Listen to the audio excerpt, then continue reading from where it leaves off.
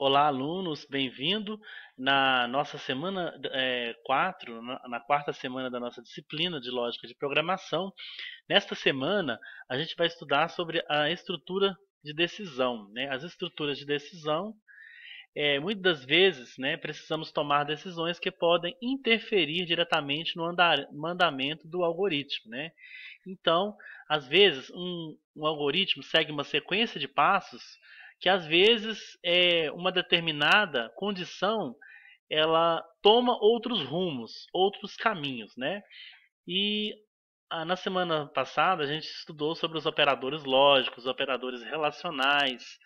Todo aquele conteúdo é fundamental para você entender os conceitos de estrutura de decisão. A gente pode muitas vezes utilizar aqueles operadores, né, para a gente usar aqui dentro das estruturas de decisão. Então, você não entendeu sobre a questão que foi ensinada a semana passada, sobre os operadores lógicos, operadores relacionais. Então, eu peço que você volte e tente entender aqueles conceitos, porque é fundamental para você entender sobre o funcionamento de uma estrutura de decisão, certo?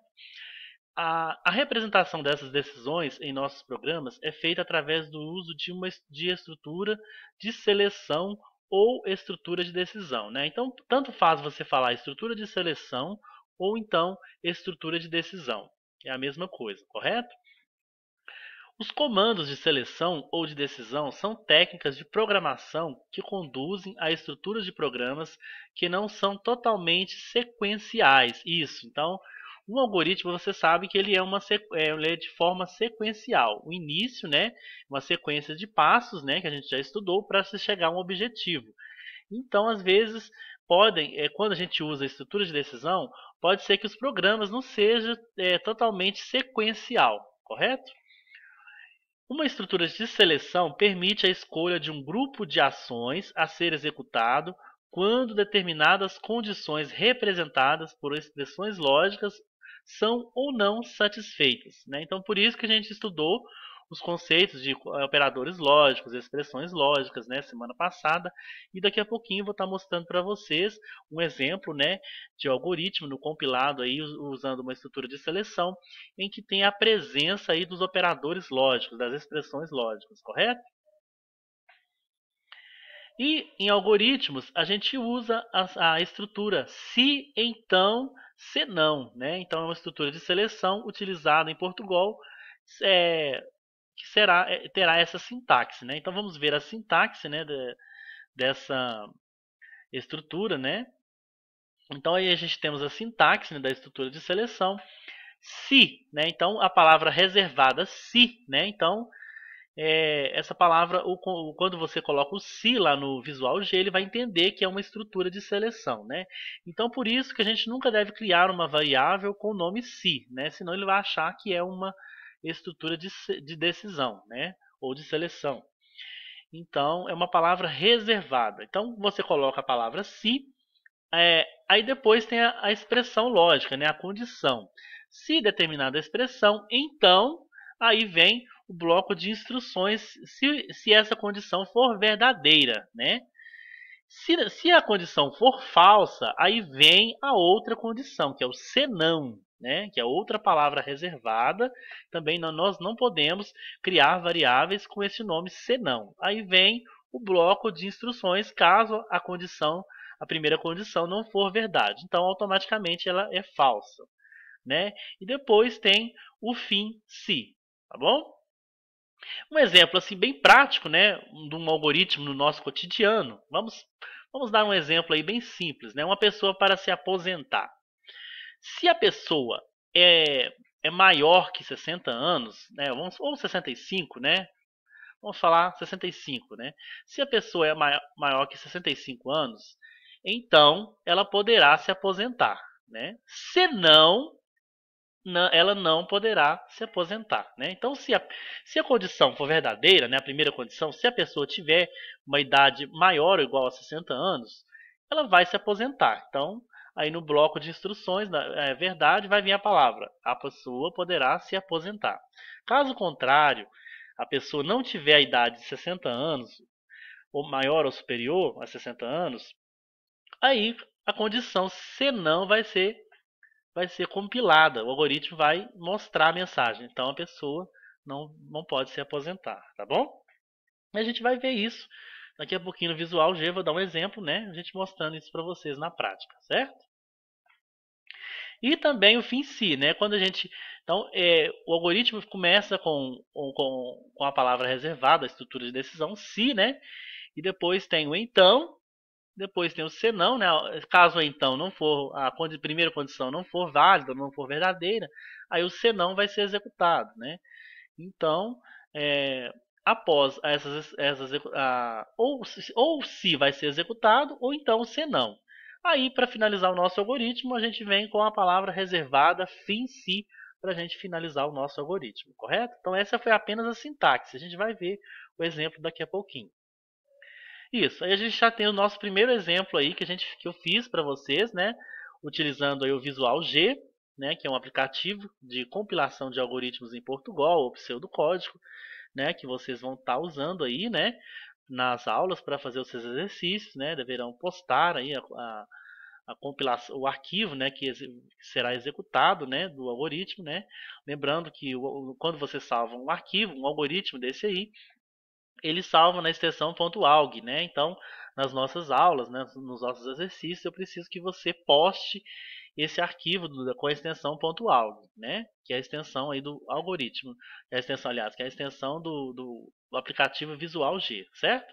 Então a gente tem aí esse exemplo de algoritmo que foi criado lá no Visual G, você pode perceber aí, né? Que essas palavras aí, ó, as palavras reservadas, elas estão em azul, né? Os comandos leia, né? Os comandos de entrada de dados, que é o comando leia. Temos o comando de saída de dados, que é o comando escreva. Então, as palavras reservadas, elas estão com letras na cor azul, tá bom? E as palavras e as letras, as frases aí que está com a cor verde são os comentários, né? Os comentários dos nossos algoritmos. Os comentários não são obrigatórios, né? Mas é importante para você entender como que é o funcionamento de tal algoritmo, tá bom? Então a gente temos aí esse algoritmo, né? Que vai calcular a média aritmética de duas notas, né? E vai comparar esse resultado, né, que a gente vai entender direitinho o passo a passo aí. Então, na linha 1, né, eu declarei aí o nome do algoritmo, que é o algoritmo notas, né? Na linha 2, né, aí a var, né, a palavra reservada, var, que é o local onde será declarado as minhas variáveis, né? No caso, eu criei a variável nota 1, nota 2 e a média, que são variáveis do tipo real, que vai receber tanto números inteiros quanto números decimais. A gente viu esse conceito nas últimas semanas, né? Então, toda vez que a gente vai trabalhar com casas decimais, é interessante que você crie variáveis do tipo reais, né? Então, as notas podem ter casas decimais, tá bom? Então, aí a gente tem o início, na linha 5, a gente tem o início do algoritmo, né? E abaixo aí na linha 6 é um comentário aí, né? Que não é obrigatório, né?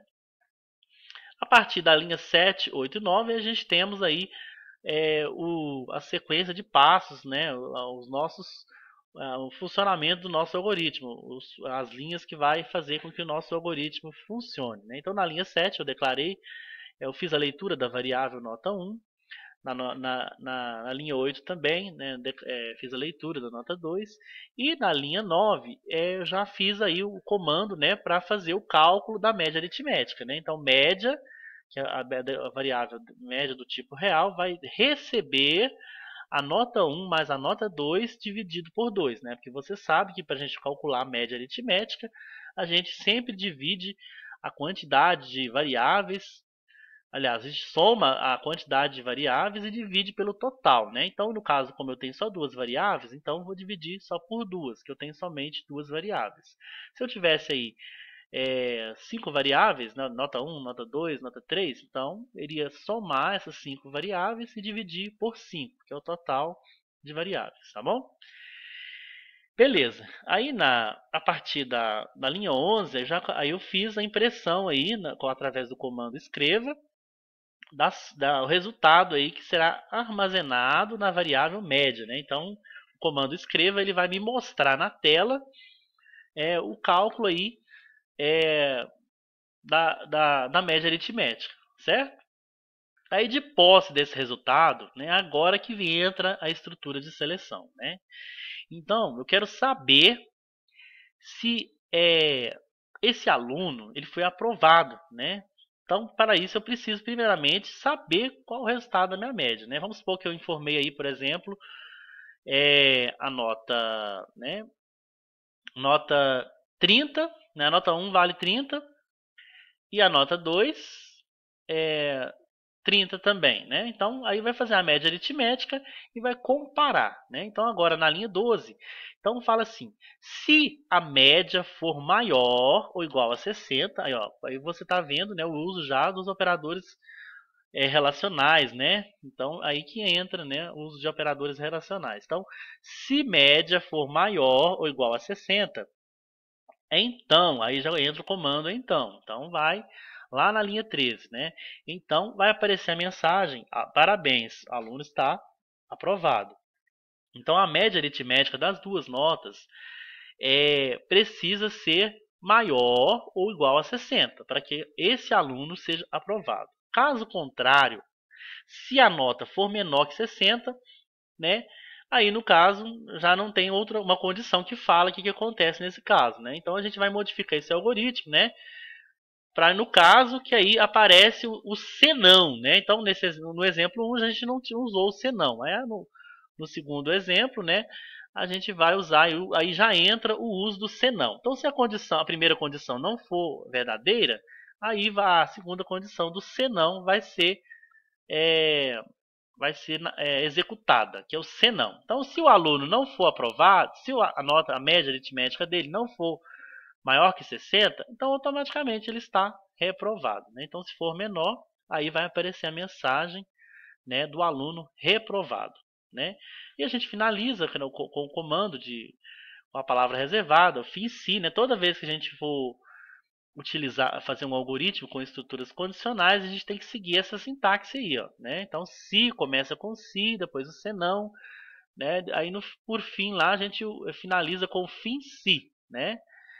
Então tem algoritmos que às vezes a gente utiliza vários se, né? Então aí toda vez que você usa um se, você tem que finalizar embaixo com o fim si. Nesse caso a gente usou só um se, então só vai finalizar com o comando fim si, correto? E por padrão também a gente finaliza com o fim algoritmo.